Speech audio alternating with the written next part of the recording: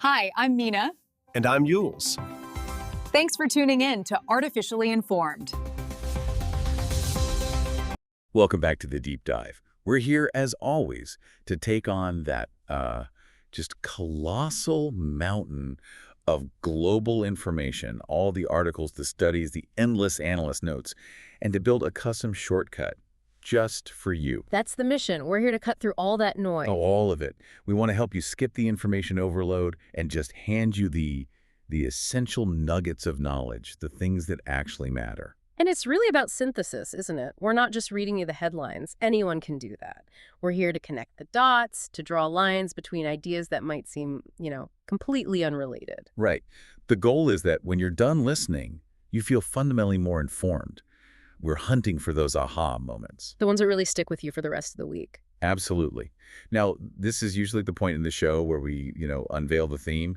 We'd say, okay, our feed is overflowing with reports on space weather this week, or there's a new geopolitical flashpoint dominating everything. We'd show you the shape of the information. Exactly.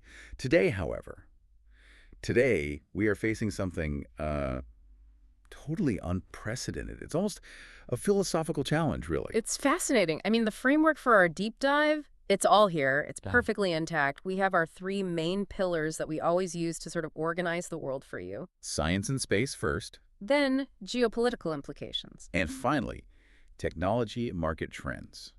The structure is sound, but, and this is the big but. The content is gone. The stuff that's supposed to fill those buckets, it's just not there. It is a complete and total blank slate. For the very first time, the container, the input that drives this entire analysis, it's empty. We geared up for a flood of data, and what we found was, well, silence. But here's where it gets genuinely interesting, because the absence of data is, in and of itself, a data point. A huge one, actually. It is. It forces us to stop and think about the process itself. I mean, a deep dive, by its very definition, needs something to dive into.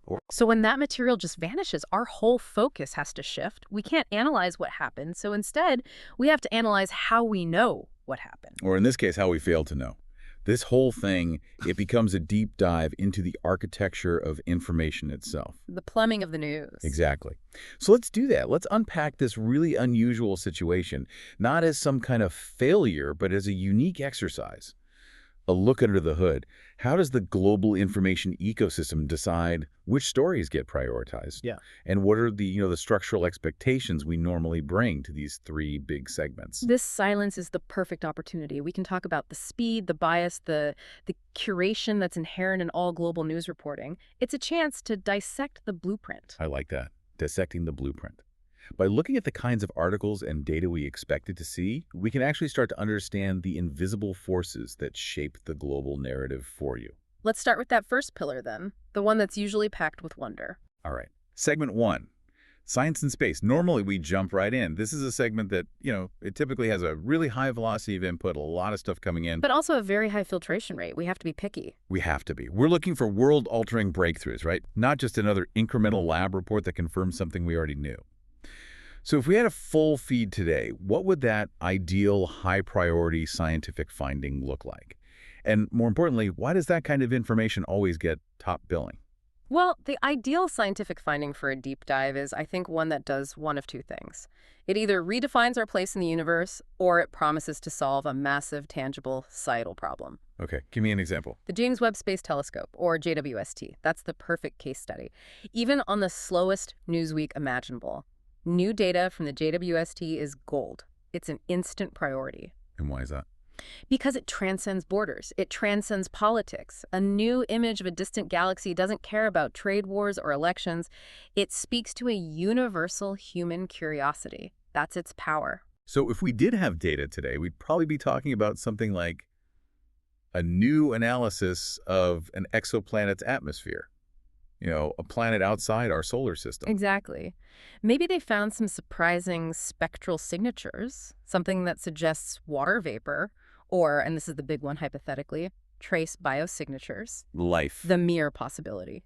The prioritization here is driven by novelty and magnitude. How new is it? and how big is the implication. And that gets right to the idea of curation bias. It's all about that bias. Look, imagine a paper gets published in a major journal, something like Nature or Science, and it's about a breakthrough in fusion energy. Specifically, let's say they finally achieved sustained net energy gain. The Holy Grail. The Holy Grail. That story is guaranteed to shoot to the top of our feed, regardless of what else is happening in the world.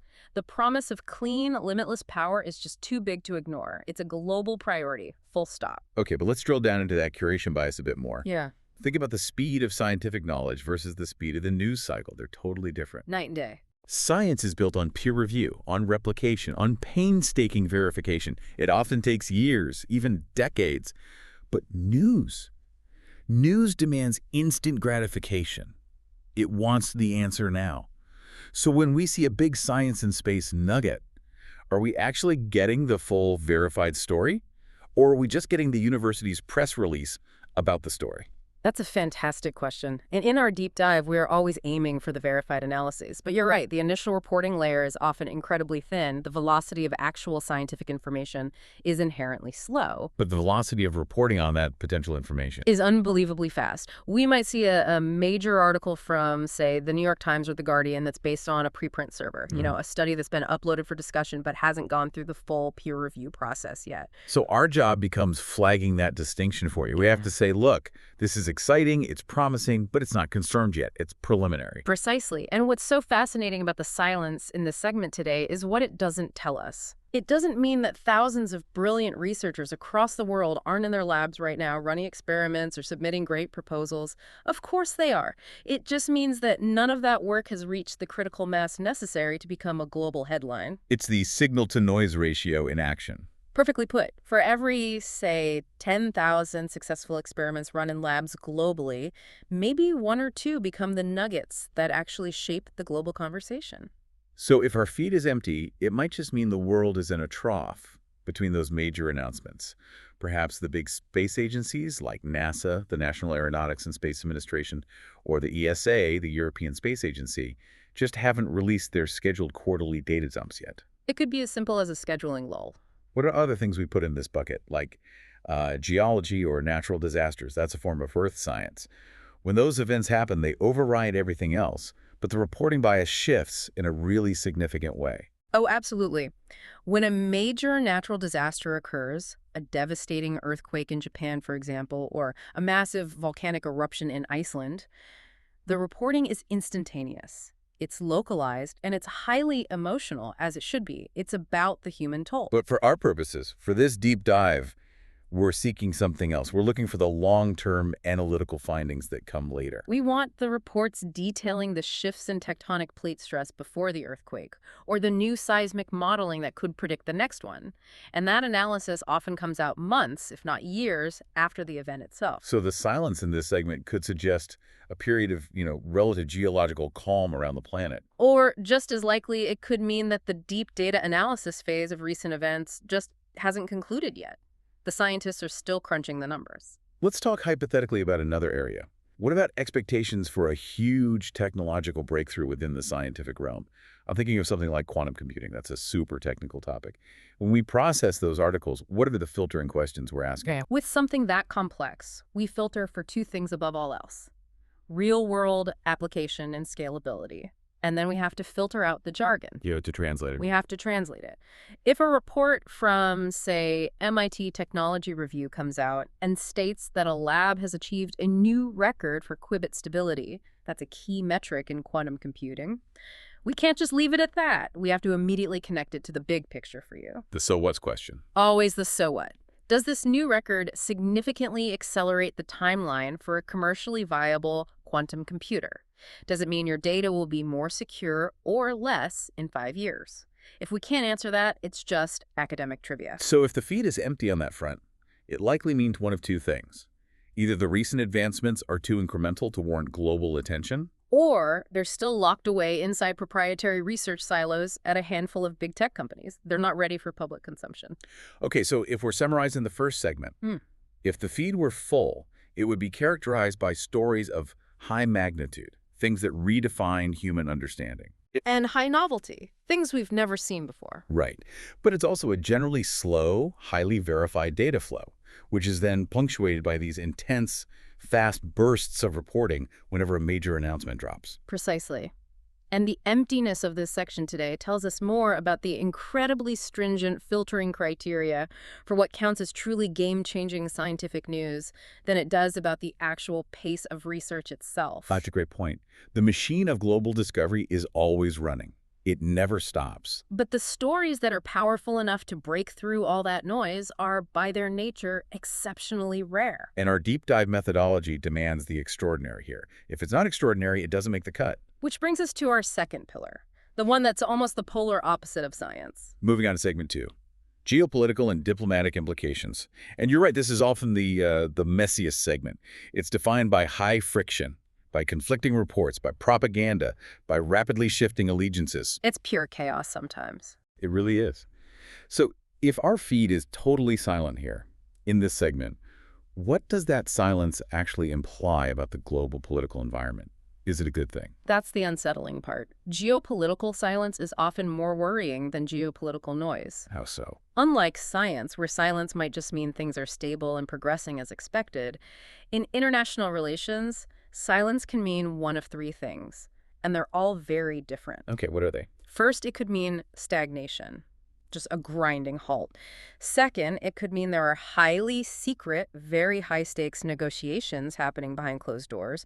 And third, it could mean there's an intentional media blackout, a strategy designed to control a narrative. Okay, let's break those down. Let's analyze the stagnation point first. Yeah. We often see reports that detail, the ongoing trade policy discussions between, say, the European Union, the EU, and the Association of Southeast Asian Nations, ASEAN. Right. Those are critical negotiations. They affect billions, maybe trillions of dollars in commerce. But they're also often incredibly slow. It's incremental news. These stories only rise to the top of our feed when a major tariff is suddenly announced, or a multi-year deal is finally officially signed. Exactly. And when we analyze those types of sources, we're talking reports from places like the Financial Times or highly specialized trade journals. We're looking for the economic leverage points. Where is the power shifting? The data isn't always dramatic. It's not explosive. Not at all. But it is foundational. It's the bedrock of the global economy. For instance, a tiny shift in the import quotas on specific raw materials between, say, France and Vietnam might not make the front page of most newspapers. No, of course not. But that tiny shift could dictate the flow of billions of dollars and affect supply chains all over the world. So if that entire category of information is empty, it might just mean there's a lack of new friction. Diplomacy, when it's working, is actually kind of boring to report on. Successful diplomacy is often invisible. It's about preventing the crisis that would have made the news. When we analyze peace talks, let's imagine some between two historically contentious nations in the Middle East. The news only becomes high priority when one of two things happens. They either succeed spectacularly, Or they collapse spectacularly. The long, slow, grinding work in the middle rarely gets coverage. and that leads directly into your second possibility, intentional secrecy. Right. Major diplomatic breakthroughs almost always happen in complete confidence, away from the cameras.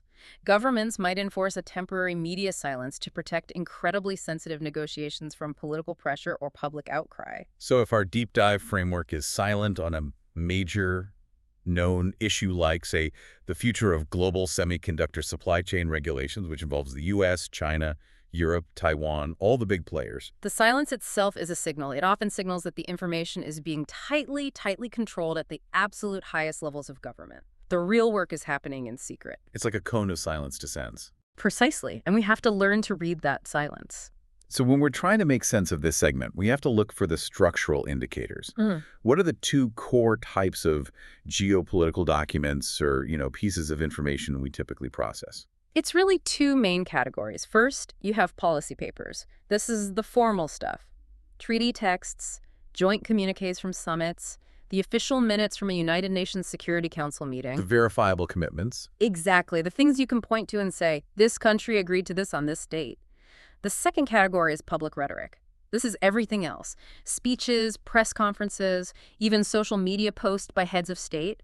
This provides the political temperature. And that separation is so critical because different media outlets will prioritize them differently. Completely differently. A more right-leaning news outlet might heavily prioritize analyzing the public rhetoric, the perceived firmness of a leader's stance, the show of strength in a diplomatic standoff. It's about resolve. Whereas a more left-leaning outlet might go straight to the policy paper. They'll prioritize analyzing the specific impact of a new trade deal on global aid distribution, or what a new climate commitment actually means for carbon emissions. And our job, as always, is to synthesize both of those viewpoints impartially for you. We have to show you the rhetoric and the policy and how they sometimes contradict each other. So if this whole section is empty, it means we have no new major rhetoric to analyze, and we have no new major policy documents to dissect. Which is a profound absence, especially in today's world where the information channels are supposed to be open 24/7. Think about the sheer complexity of analyzing the data related to, say, the war in Ukraine or the ongoing tensions in the South China Sea. The sources are often diametrically opposed. It's information warfare. It is. And we expect to see data points that completely contradict one another. We have to report on the existence of both narratives without taking a side. Right. We're like the Switzerland of this whole thing. We just have to report that one side is vehemently arguing X and the other side is vehemently arguing Y. And the fact that today we don't even have an argument to report on.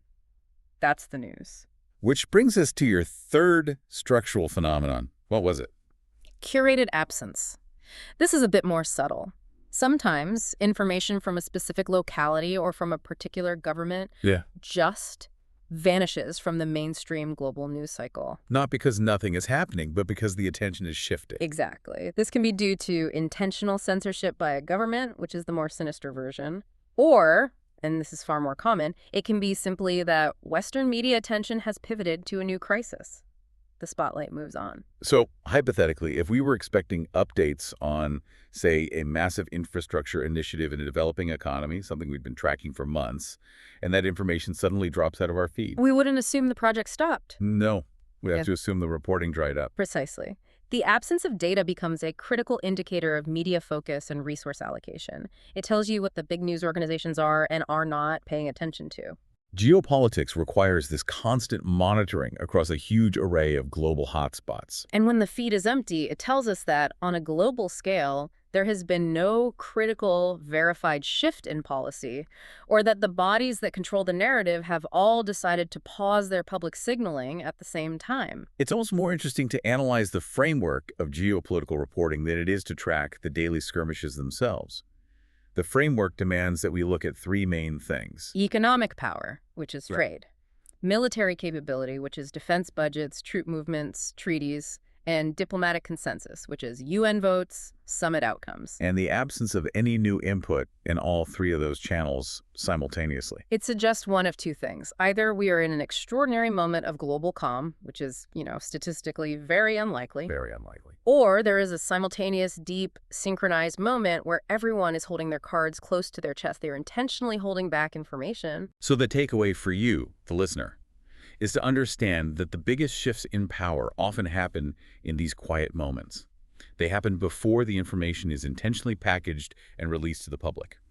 So while we usually spend this segment unpacking who said what, where they said it, and why, today we're unpacking the conditions under which that speaking is allowed to happen in the first place. A completely different level of analysis, which I think is the perfect transition to our third and final segment. The one that moves at the speed of light. Let's talk about segment 3. Technology and market trends. If the first segment, science, was about high stakes and slow verification, and the second, geopolitics, was about friction and messy narratives, then this segment is defined by pure, dizzying velocity. Technology information moves incredibly fast, driven by product cycles, quarterly earnings reports, and the immense, relentless pressure of market capitalization. Which means the silence here is deafening. It's the most unnatural silence of all. This is the one segment that should never be empty. Not really. Never. Not given the sheer volume of data generated by the global tech and financial sectors every single second of every single day. Its emptiness is perhaps the most profound structural data point we have. It implies a total blockage at the input level. Something is fundamentally broken in the pipeline. Let's look at the two components here because they're related but distinct. You have technology, which demands novelty, and you have market trends, which demands immediacy. Okay, started with technology. The curation bias here is overwhelming. It's almost entirely focused on a few key areas. Generative AI breakthroughs, for one. That's been dominant for a while now. Semiconductor fabrication, who's making the smallest, fastest chips. And, of course, major consumer product launches from the handful of trillion-dollar companies. So if we had a full feed today, we'd be analyzing, the specs of a new large language model from a major AI lab. We'd be discussing the race to the next generation of 2-nanometer chips. Or maybe dissecting a white paper on new decentralized finance standards that could upend traditional banking. But what we look for in our deep dive is the meaning behind that breakthrough. Again, so what? Always.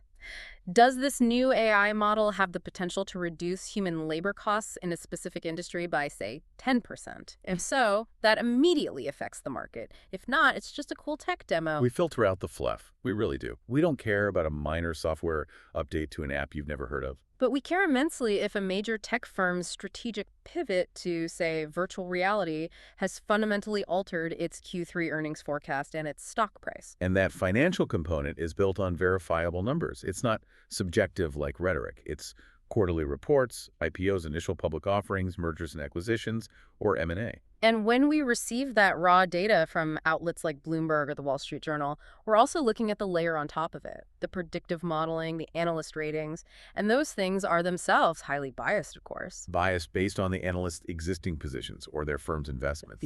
Let's talk about the information cycle in this segment. It's so often driven by what's called the hype cycle. Ah, yes, the hype cycle. A technology is announced, let's say a new breakthrough in battery storage for electric vehicles. It gets enormous, breathless initial coverage. This is what's called the peak of inflated expectations. Everyone thinks it will change the world tomorrow. Then reality sets in. The coverage drops off a cliff as the difficult, expensive, and boring challenges of commercialization appear. This is the trough of disillusionment. And our deep dive needs to be smarter than that. Yeah. We need to ignore the peak and the trough and catch the slow, steady climb up the slope of enlightenment. That's when the technology actually becomes viable and starts changing things quietly. So if our tech folder is empty today, it strongly suggests that, on a global scale, we are currently caught in one of those troughs. The big, flashy announcements have passed. And the hard, unglamorous work of implementation is happening behind closed doors, out of the media spotlight. Or, and this is absolutely crucial for the market component, it could mean there has been a coordinated or perhaps systemic hold on financial reporting. Because market trends are 100% dependent on data flow. So what happens if that data flow just stops unexpectedly? Panic. Utter panic. Flash crashes.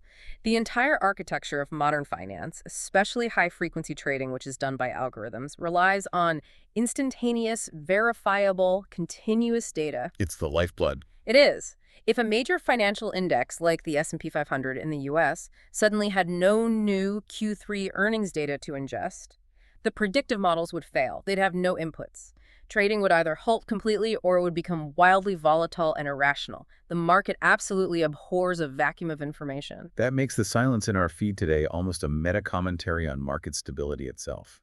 Because if there were a major unexpected disruption in the financial data pipeline, we would be receiving articles reporting on that outage. Exactly. The lack of data would become the story. We'd have headlines about the data blackout, not just a lack of earnings reports. Right. So the fact that we have neither, the silence here, implies that some external factor completely blocked the input before it even reached the curation stage.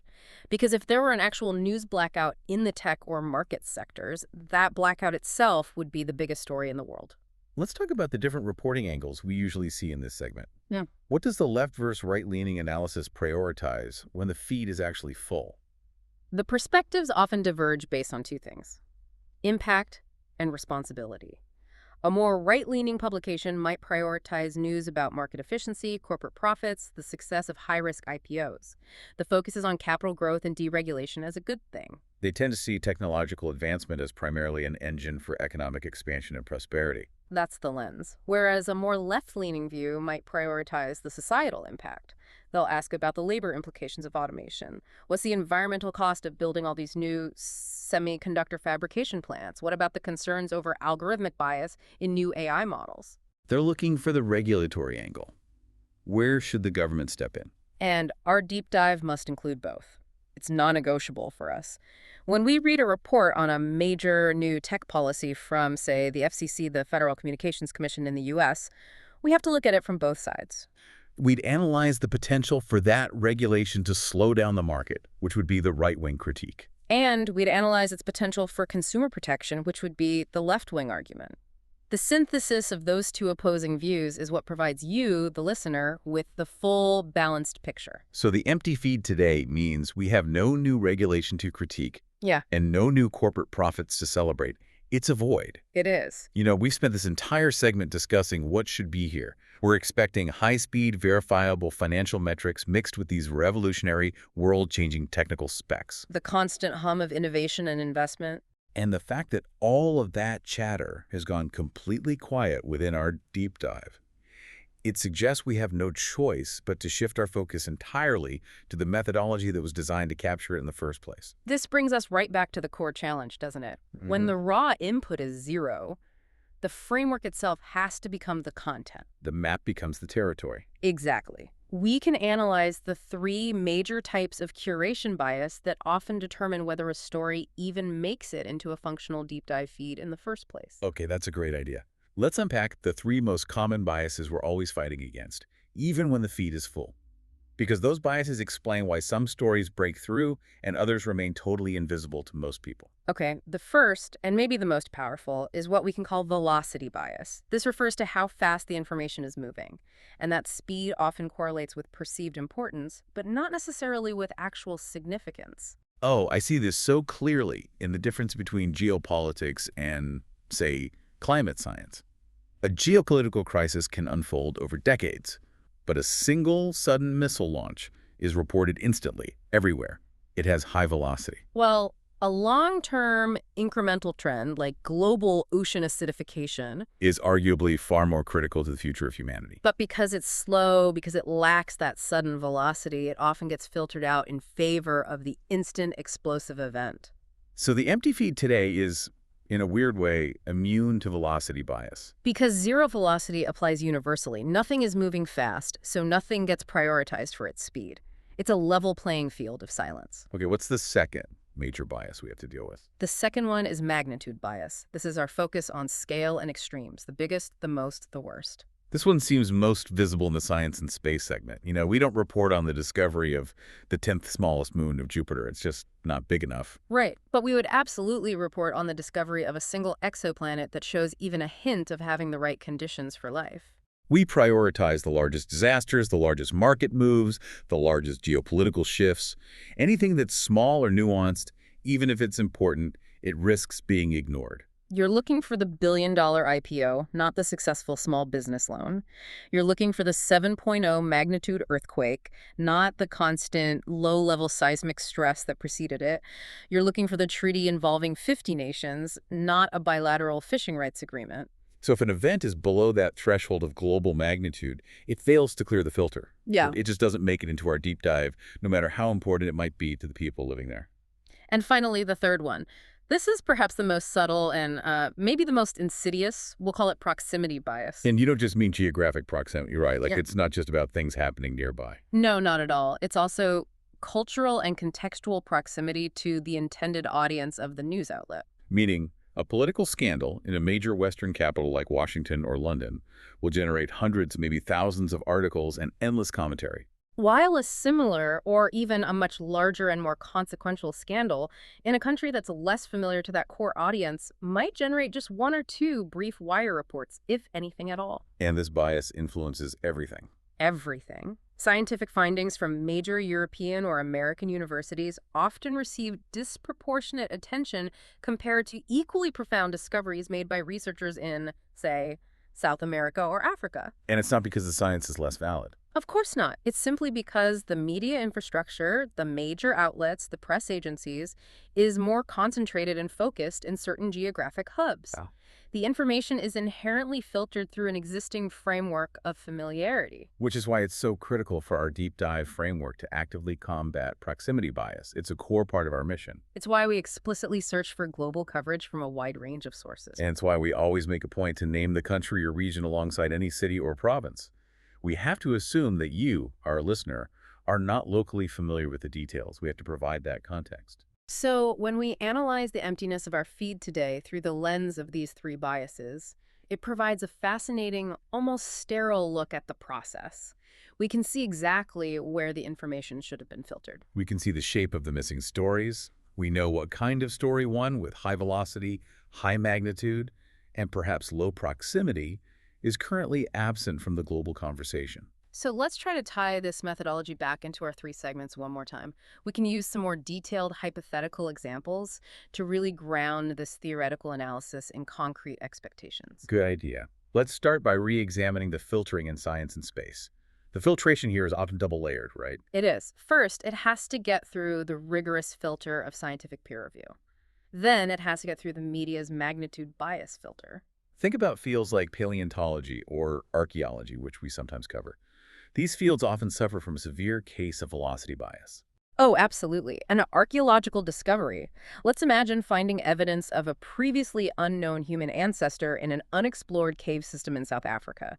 That is incredibly high magnitude. It literally redefines human history. But But the process of excavation, of carbon dating, of DNA analysis, of writing and publishing the findings, that can take 5 to 10 years. So the newspaper article that reports on that research, when it finally appears, it might only contain the final polished conclusion. We don't get to see the messy day-to-day data collection. Which means if our feed were empty today, it likely means that no long-term, high-magnitude scientific or archaeological projects have hit their publication deadline this week. It's another kind of scheduling law. We also look for connections between the segments. That's another filter. For example, if we saw a report on new space weather modeling, the kind of information that affects power grids and satellite communications on Earth. We prioritize that immediately because it connects pure space science directly to our other two pillars, technology and geopolitics. A major solar flare isn't just a physics anomaly, it's a global defense issue and a massive economic risk. It's the application that drives the prioritization. Scientific purity is important, of course, but for a deep dive that's seeking immediate, actionable knowledge for you, the so what factor, the relevance, the application is paramount. And the silence today means there's no major so what's currently circulating in the scientific sphere that has managed to achieve global headline status. Okay, let's apply that same deep re-examination to geopolitics. Here, we face the constant challenge of source validity. When our feed is full, we are wading through deliberate misinformation, state-sponsored narratives, and the agendas of deeply vested interests. So the silence here could be interpreted as a relief, in a way, a break from the noise. But you said earlier it could also be a danger. The danger is always the unknown. When the global feed is noisy, at least we can try to triangulate the truth by comparing conflicting reports.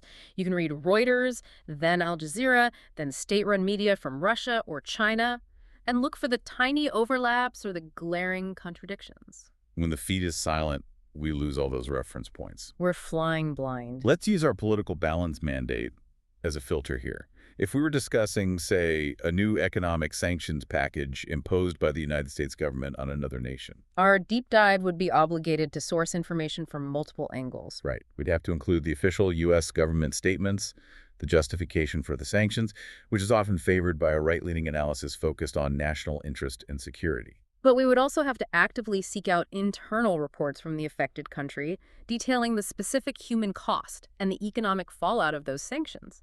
That's a perspective often prioritized by a left-leaning analysis focused on social welfare and humanitarian impact. So the key filtering question in geopolitics is always, is this verifiable?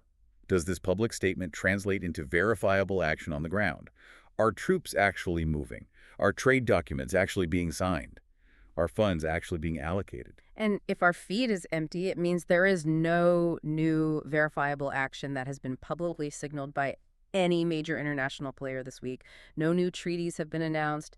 No major diplomatic expulsions have occurred. No new military alliances have been formed. It's an incredibly high bar for entry into the feed. A local election outcome in a small country might be a huge deal for the people living there. But unless it shifts a major global alliance or dramatically impacts global commodity prices, it often doesn't make the cut for a global geopolitical deep dive. So the silence means the tectonic plates of international power are either locked in place or they're moving so imperceptibly slowly that our instruments can't detect it yet. A very tense stability. And finally, let's re-examine technology and market trends through this lens. Here, the challenge isn't filtering for magnitude, because the numbers are always huge. The challenge is filtering for longevity. Exactly. So much of tech news is ephemeral. It's a product that launches to great fanfare and then fails and disappears 6 months later. So we have to filter for structural change. We prioritize news on the underlying infrastructure. We break it down into layers. There's the physical layer, semiconductors, fiber optic cables, satellite connectivity. There's the capital layer, investment trends, venture capital movements, central bank policies. And then there's the regulatory layer, antitrust cases, data privacy laws, international standards. So if we were analyzing the generative AI sector, for example, the ideal nugget for our deep dive wouldn't be a cool demo of a new video generation tool. No, that's too ephemeral. The ideal nugget would be a report detailing a new regulatory framework being proposed in the European Union that sets global limits on how AI models can use personal data that is structural, that will last. And in finance, we actively avoid the day-to-day stock market fluctuations. It's just noise.